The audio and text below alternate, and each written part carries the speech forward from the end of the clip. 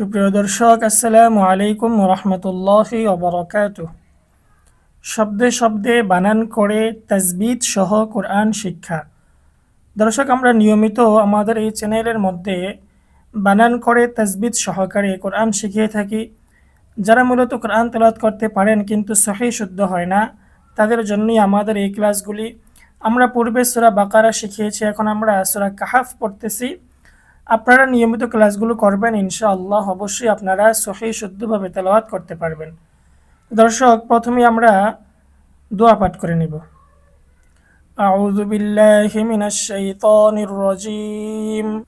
বিসমিল্লাহির রহমানির রহিম। রব্বি জিদনি ইলমা, রব্বি জিদনি ইলমা, রব্বি জিদনি ইলমা। رب اشرح لي صدري ويسر لي أمري واحلل عقدة من لساني يفقه قولي। আমরা গত ক্লাসে সূরা কাহাফের 11 নম্বর আয়াত শেষ করেছি। এই ক্লাসে আমরা 12 নম্বর আয়াত থেকে শুরু করব ইনশাআল্লাহ। আউযু বিল্লাহি মিনাশ শাইতানির রাজীম। বিসমিল্লাহির রহমানির রহিম।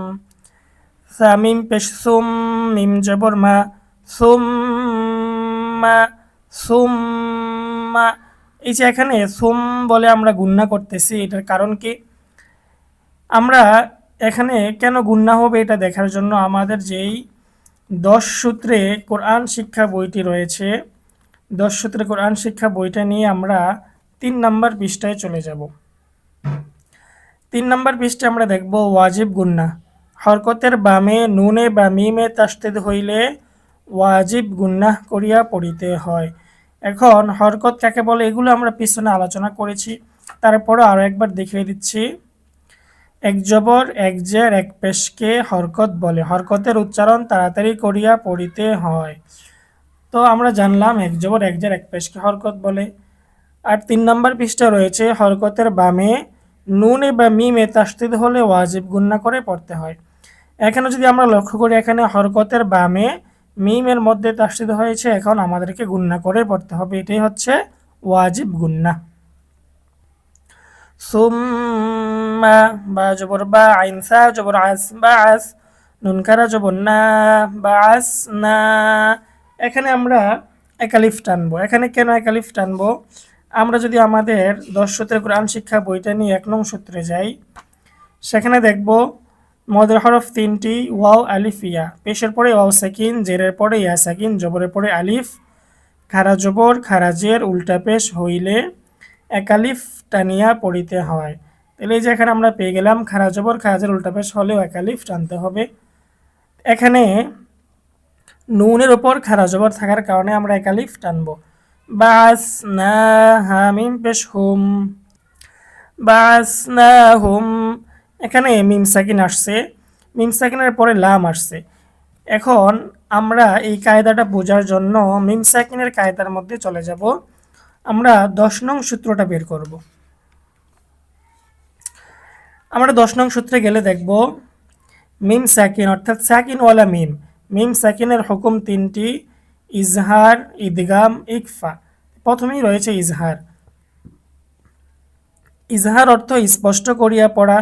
বা ও মিম ছাড়া বাকি সবগুলো ইজহারের হরফ। মিম সাকিনের পর বা ও মিম ছাড়া অন্য যে কোনো হরফ আসিলে উক্ত মিম সাকিনকে স্পষ্ট করিয়া পড়িতে হয়।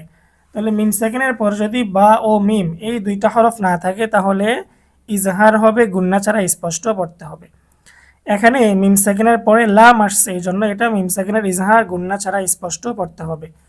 বাসনাহুম, লাম জেরলি, নুন আইন জবর না, লিনা, আলাম জবর লা, মিম জবর মা, লিনা আলামা, হামজা ইয়া জবর আই, ইয়ালাম পেশ ইউল, আইয়ুল, আইয়ুল, হাজাজের হিজ, আইয়ুল হিজ। বা ইয়া জবর বাই, নুন জেরনি, বাইনি, বাই। এখানে একটা কায়দা এসেছে, আমরা এই কায়দাটা বোঝার জন্য আমাদের 4 নং সূত্রে চলে যাব। 4 নং সূত্রে আমরা দেখব লিনের হরফ দুইটি, জবরের বাম পাশে যজমলা ওয়াও, জবরের বাম পাশে যজমলা ইয়া। লিনের হরফ হইলে তাড়াতাড়ি করিয়া পড়িতে হয়। তাহলে লিনের হরফ আমরা জানলাম দুইটি, জবরের বাম পাশে যজমলা ওয়াও, জবরের বাম পাশে যজমলা ইয়া। এখানে জবরের বাম পাশে যজমলা ইয়া আসছে, এটা লিনের হরফ, তাড়াতাড়ি পড়তে হবে। বাইনি ثم بعثناهم لنعلم أي الحزبين হামজা হা জবর আহ, সদ খারা জবর স, আহ স। আমরা ইতিমধ্যে 1 নং সূত্রে দেখেছি খারা জবর খারাজের উল্টা পেশ হলে এক আলিফ টেনে পড়তে হয়। আহ স, লাম জেল্লি মিম আলিফ জবর মা, জবরের পরে আলিফ আসছে, এটা মদের হরফ হবে, এটা আমরা 1 নং সূত্রে পাবো। মদের হরফ 3টি, পেশের পরে ওয়াও সাকিন, জেরের পরে ইয়া সাকিন এবং জবরের পরে আলিফ। এই 3টা হচ্ছে মদের হরফ, আর মদের হরফ হলে এক আলিফ টানতে হয়, এটাকে মদ্দে তবাই বলে। এখানে জবরের পরে আলিফ আসার কারণে এক আলিফ টেনে পড়তে হবে। লিমা, লাম জবল্লা, বাজের বি, লাবি, সাওয়াও পেশ সু, লাবি সু।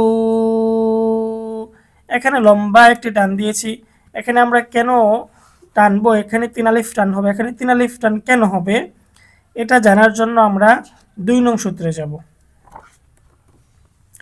2 নং সূত্রে আমরা দেখব মদের হরফের পরের হরফে পৃথক শব্দে লম্বা হামজা হইলে 3 আলিফ টানিয়া পড়িতে হয়। আমরা একটু সূত্রটা খেয়াল করি, মদের হরফের পরের হরফে পৃথক শব্দে লম্বা হামজা হইলে 3 আলিফ টানিয়া পড়িতে হয়, তাকে মদ্দে মুনফাসিল বলে। এখানে যদি আমরা লক্ষ্য করি, পেশের পরে ওয়াও সাকিন আমরা মদের হরফ পেয়ে গেছি, মদের হরফের পরের হরফে পৃথক শব্দে লম্বা হামজা। লাবিসু এটা একটি শব্দ, আমাদা এটা ভিন্ন একটি শব্দ, পৃথক একটি শব্দ। এখানে মদের হরফের পরে আমরা লম্বা হামজা পেয়ে গেছি। এটাকে লম্বা হামজা কেন বলা হয়, কারণ এটা মূলত ছিল কি আলিফ, আলিফের মধ্যে জবর আসার কারণে আলিফটা হামজা হয়ে গেছে। তো যেহেতু এটা দেখতে লম্বা, এই জন্য এটাকে বলা হয় লম্বা হামজা। তো মদের হরফের পরে যখন পৃথক শব্দে লম্বা হামজা আসবে 3 আলিফ টেনে পড়তে হবে, এটার নাম হচ্ছে মদ্দে মুনফাসিল। লাবিসু, হামজা জবর আ, মিম জবর মা, আমা, দাল আলিফ 2 জবর দান, আমাদা। এখানে অক্ফ করার কারণে এক আলিফ টেনে পড়তে হবে। এখানে আমরা কেন এক আলিফ টানবো, এটাও আমরা আমাদের 10 সূত্রের কোরআন শিক্ষা বই পেয়ে যাব। এটার জন্য আমরা 5 নং সূত্রে যাব, সেখানে দেখব 2 জবরের বামে অক্ফ করিলে এক আলিফ টানিয়া পড়িতে হয়, তাহাকে মদ্দে আওয়াজ বলে। এখানে আমরা এই যে 2 জবর রয়েছে, 2 জবরের পরে কিন্তু আমরা অক্ফ করে দিয়েছি, থেমে গেছি। 2 জবরের পরে যদি আমরা অক্ফ করি, থামি, তাহলে এক আলিফ টেনে পড়তে হবে, এটার নাম হচ্ছে মদ্দে আওয়াজ। আহ সলিমা লাবিসু আমাদা। দর্শক, আমরা একটি আয়াত তেলাওয়াত করেছি, আর একটা আয়াতের মধ্যে আপনারা দেখেছেন প্রতিটি শব্দে শব্দে কিন্তু মদ রয়েছে, গুন্না রয়েছে।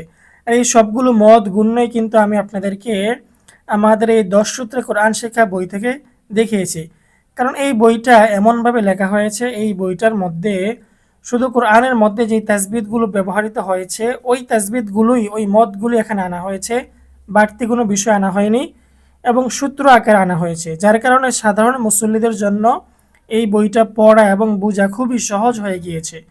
আমরা যদি একটু লক্ষ্য করি, এখানে লেখা রয়েছে আপনি কোরআন পড়তে পারেন কিন্তু শুদ্ধ হয় না, তাহলে বইটি আপনার জন্য। সাধারণ মুসল্লিদের জন্য, অর্থাৎ যারা তেলাওয়াত করতে পারেন কিন্তু শুদ্ধ হচ্ছে না, বা যারা সাধারণ রয়েছেন একদমই দুর্বল, তাদের জন্যই এই বইটি লেখা হয়েছে। আপনারা এই বইটি সংগ্রহ করে এই সূত্রগুলো মুখস্থ করলে ইনশাআল্লাহ আপনারা সহিহ শুদ্ধভাবে তেলাওয়াত করতে পারবেন। এই বইটি সংগ্রহ করার জন্য আমরা এই নাম্বারে যোগাযোগ করব। এই নাম্বারে যোগাযোগ করলে আমরা বইটি পেয়ে যাব। কেউ যদি পিডিএফ নিতে চান তাহলেও আপনারা এই নাম্বারে যোগাযোগ করার মাধ্যমে পিডিএফ পেয়ে যাবেন। আমরা সকলেই চেষ্টা করব এই বইটি সংগ্রহ করে এই সূত্রগুলো মুখস্থ করার জন্য। আমাদের যদি ইচ্ছা থাকে যে আমি শুদ্ধভাবে তেলাওয়াত করব, তাহলে অবশ্যই আমাদেরকে এই সূত্রগুলো শিখতে হবেই। এই সূত্রগুলো মুখস্থ করা ছাড়া কখনো আমি শুদ্ধভাবে তেলাওয়াত করতে পারবো না। নুন হা জবর নাহ, নুন পেশ নু, নাহ নু, নুন জবর না, কফ সদ পেশ কুস, না কুস, সদ পেশ সু, না কুসু, নাহনু না কুসু, আইন জবর আলাম, ইয়া জবর লাই, আলাই। আমরা ইতিমধ্যে এটা দেখেছি 4 নং সূত্রে জবরের বাম পাশে যজমলে ইয়া লিনের হরফ, আর লিনের হরফ হলে তাড়াতাড়ি করে পড়তে হয়। আলাই কাফ জবর কা, আলাই কা, নুন জবর না, বা জবর বা, না বা, হামজা জবর আ, না বা আ, হামিম পেশ হুম, না বা আ হুম। এখানে আমাদেরকে গুণনা করতে হবে। এখানে আমরা কেন গুণনা করব? আমরা একটু খেয়াল করি, এখানে মিম সাকিন আসছে, মিম সাকিনের পরে বা দেখা যাচ্ছে। তা আমরা মিম সাকিনের যে হুকুমগুলো রয়েছে, মিম সাকিনের 3টি হুকুম, সেখানে চলে যাব। 10 নং সূত্র, 10 নং সূত্রে আমরা দেখব মিম সাকিনের 3টি হুকুমের মধ্যে একটি হচ্ছে ইকফা। ইকফা অর্থ অস্পষ্ট করিয়া পড়া। মিম সাকিনের ইকফার হরফ একটি বা। মিম সাকিনের পরে বা আসিলে উক্ত মিম সাকিনকে অস্পষ্ট করিয়া পড়িতে হয়, অস্পষ্ট করে গুণনা সহ পড়তে হয়। এখানে আমরা যদি লক্ষ্য করি, মিম সাকিনের পরে বা আসার কারণে আমাদেরকে গুণনা সহ পড়তে হবে। না বা আহুম, এটার নাম হচ্ছে মিম সাকিনের ইকফা। না বা আহুম, বালাম জের বিল হা, কফ জবর হক, বিল হক, কফ জের কি, বিল হক। এখানে ওকফ করার কারণে কফের মধ্যে সাকিন হয়ে যাবে। কফ যেহেতু কলকলা, একটু কলকলা হবে। বিল হক, নাহনু নাকুসু আলাইকা নাবাআহুম বিল হক। হামজা নুন জের ইন, নুন জবর না, ইন্না। আমরা প্রথমে দেখেছিলাম 3 নাম্বার পৃষ্ঠার মধ্যে যে হরকতের বামে নুনে বা মিমে তাসদিদ হইলে ওয়াজিব গুন্নাহ করিয়া পড়িতে হয়। এখানে হরকতের বামে নুনের মধ্যে তাসদিদ হয়েছে। ইন্না, হামিম পেশ হুম, ইন্নাহুম। এখানে মিম সাকিনের পরে ফা রয়েছে, সুতরাং এটা মিম সাকিনের ইজহার হবে, গুন্না ছাড়া স্পষ্ট পড়তে হবে। ফা তাজের ফিত, ইয়া জবর ইয়া, ফিত ইয়া, তা 2 পেশ তুন, ফিত ইয়া তুন। এখানে তানভিন এসেছে, তানভিনের পরে হামজা। এখানে আমাদেরকে গুন্না ছাড়া স্পষ্ট পড়তে হবে। এটা দেখার জন্য আমরা আমাদের নুন সাকিন ও তানভিনের যেই 4টি হুকুম রয়েছে সেখানে যাব। সেখানে আমরা দেখব 1 নম্বর হুকুম হচ্ছে ইজহার। ইজহার অর্থ স্পষ্ট করিয়া পড়া। ইজহারের হরফ 6টি, হামজা, হা, হা, খ, আইন, গইন। এখন আমরা একটু ইজহারের সূত্রটা দেখব। ইজহার, নুন সাকিন ও তানভিনের পরে ইজহারের 6 হরফের কোনো একটি হরফ আসিলে তখন ওই নুন সাকিন বা তানভিনকে গুন্নাহ ছাড়া স্পষ্ট করিয়া পড়িতে হয়। ইজহারের 6 হরফের মধ্যে একটি হচ্ছে হামজা। তানভিনের পরে হামজা আসছে, এজন্য আমরা গুন্না ছাড়া স্পষ্ট পড়ব। ফিত ইয়াতুন, হামজা খারা জবর আ, এটা হচ্ছে মধ্যে বদল, মধ্যে বদল। আমরা অনেকে ভুল করি, আমরা এটাকে মধ্যে তবাই বলি। এই খারা জবর থাকার কারণে অনেকে ভুলে মধ্যে তবাই বলে ফেলি, কিন্তু এখানে হামজা আসার কারণে এটা মধ্যে বদল হবে। আমরা 5 নং সূত্র বের করলে দেখব হামজার হরকতের মদকে মধ্যে বদল বলে। অর্থাৎ হামজার হরকতের মধ্যে যেই মদ হবে, টান হবে, সেটার নাম হবে মধ্যে বদল। হামজা খারা জবর আ, মিম জবর মা, নুন ওয়াও পেশ নু, আমানু, পেশের পরে ওয়াও সেকেন্ড মধ্যে তবাই এক আলিফটা নিয়া পড়িতে হয়। আমরা 1 নং সূত্রে এটা দেখেছি। আমানু, বাজের বি, রবা জবর রব, বি রব। এখানে আমরা রকে মোটা করব, রর উচ্চারণটা মোটা হবে। কেন রয়ের উচ্চারণটা এখানে মোটা হবে এটা দেখার জন্য আমরা আমাদের 10 সূত্রে কোরআন শিক্ষা বইটি নিব, নিয়ে 7 নং সূত্রে যাব। সেখানে দেখব রয়ের উপর জবর বা পেশ হইলে ওই রকে মোটা করিয়া পড়িতে হয়।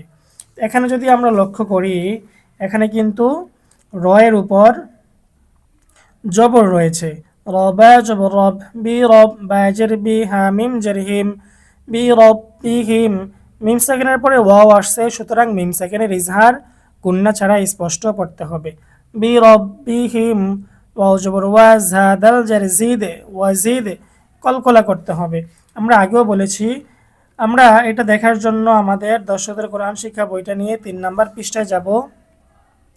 সেখানে দেখব কলকলার হরফ 5টি কফ, ত, বা, জিম, দাল। এই 5 হরফে জজম হইলে কলকলা অর্থাৎ প্রতিধ্বনি করিয়া পড়িতে হয়। তাহলে এখানে 5টার মধ্যে একটি হচ্ছে দাল। দালের মধ্যে জজম হয়েছে, আমরা কলকলা করব।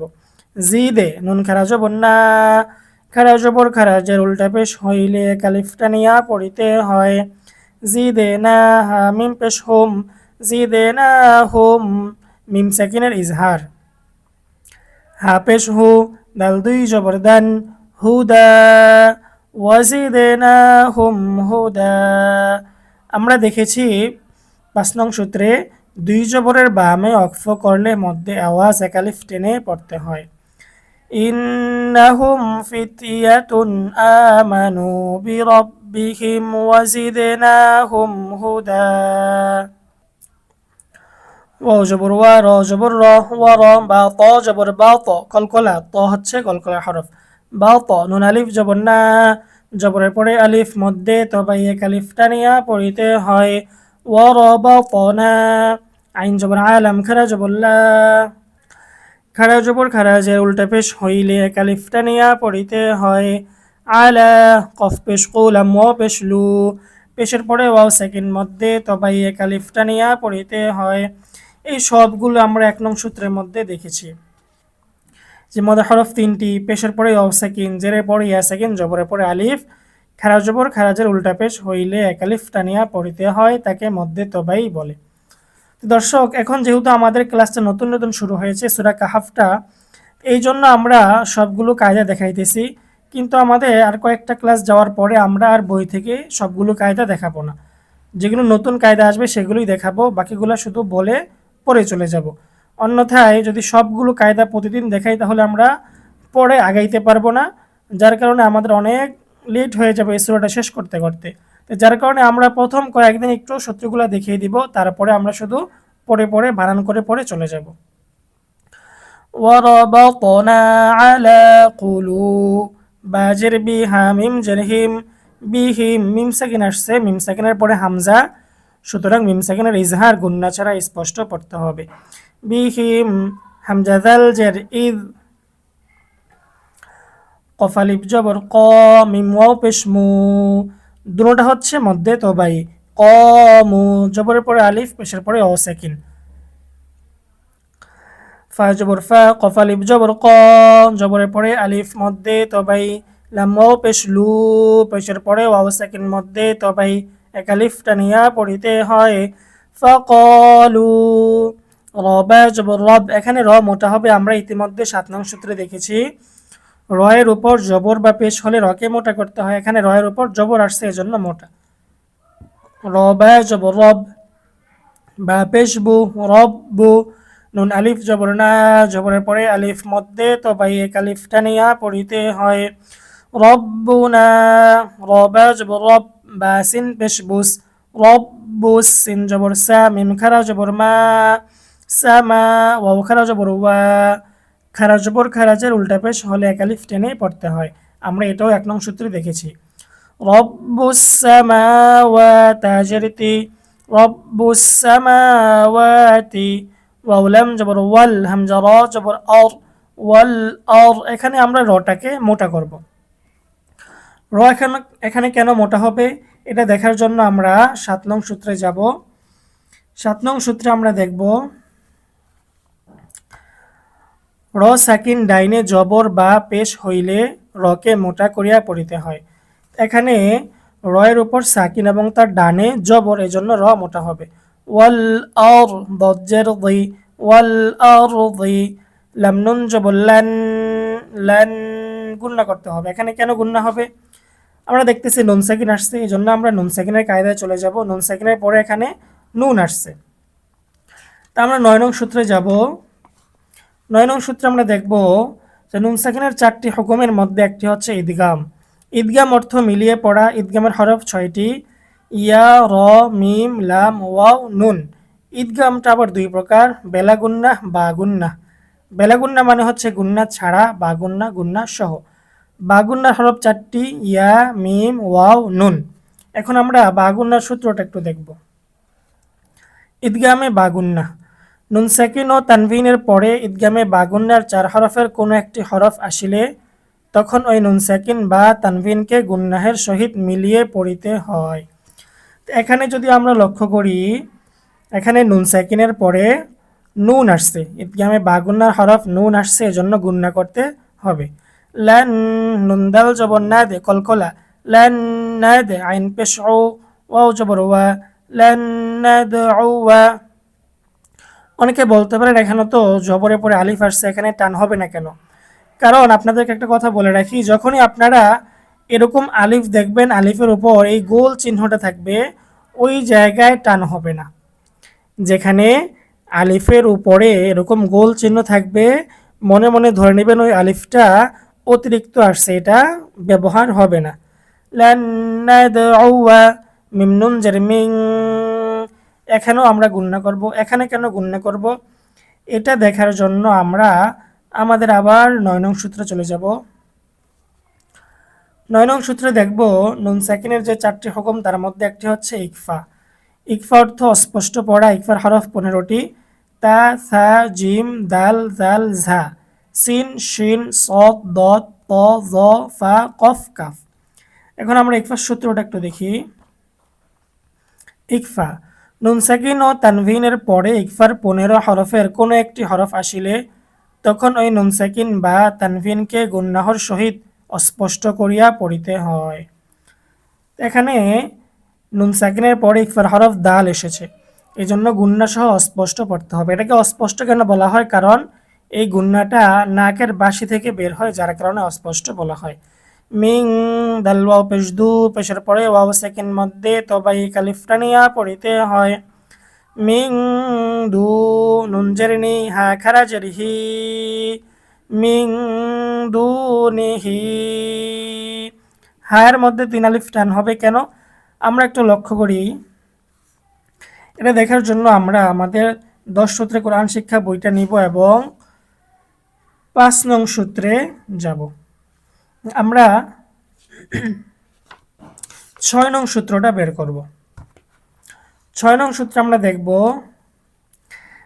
হাইজমিরের উপর চিকন চিহ্ন বামে হামজা হইলে 3 আলিফ টানিয়া পড়িতে হয়, তাকে মধ্যে সেলে কবিলাহ বলে। হাইজমির ওপর চিকন চিহ্ন বামে হামজা থাকলে 3 আলিফ টানতে হয়। এখানে এই যে হাইজমির এটা এবং এটার উপরে চিকন চিহ্ন এবং তার বামেই রয়েছে, আমরা যদি একটু লক্ষ্য করি, তার বামেই রয়েছে হামজা, তো যার কারণে এখানে 3 আলিফ টান হবে। এটার নাম হচ্ছে মধ্যে সিলায় তবিল। হাইজমের উপর চিকন চিহ্ন বামে হামজা হইলে 3 আলিফ টেনে পড়তে হয়। মিং দুনিহি, হামজা জের ইলাম খারা জবুল্লা, খারা জবর খারা জের উল্টা পেশ হইলে 1 আলিফ টানিয়া পড়িতে হয়। ইলা হালাম 2 জবর হাল, ইলা হাল। এখানে আমরা দেখতেছি তানবিন আসছে, তানবিনের পরে লাম। আমরা আবার 9 নং সূত্রে যাব।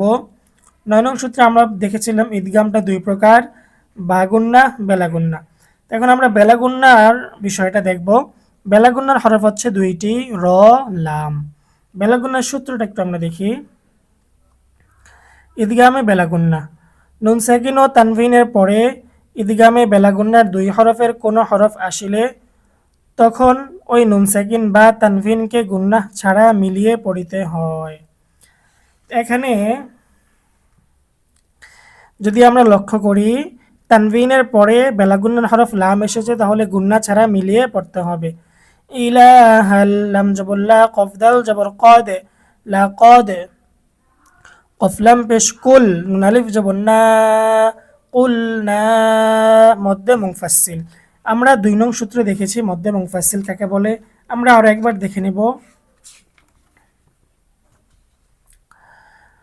মদের হরফের পরের হরফে পৃথক শব্দে লম্বা হামজা হইলে 3 আলিফ টানিয়া পড়িতে হয়, তাকে মধ্যে মুনফাসিল বলে।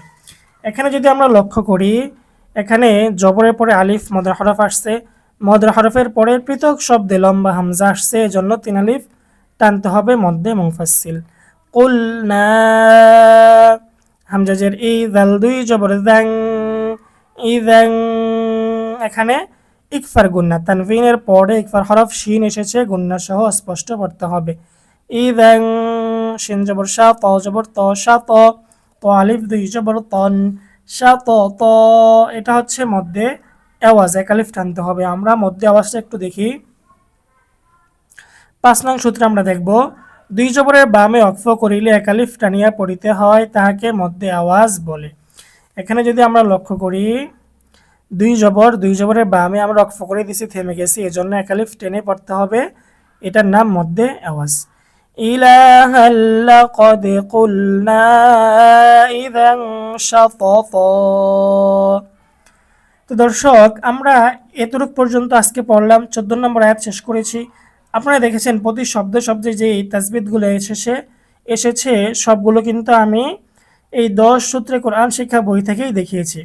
তো সুতরাং এই বইটা আপনারা বুঝতেই পারতেছেন কতটা গুরুত্বপূর্ণ তাসবিদের ক্ষেত্রে সহিহ শুদ্ধভাবে তেলাওয়াত করার জন্য।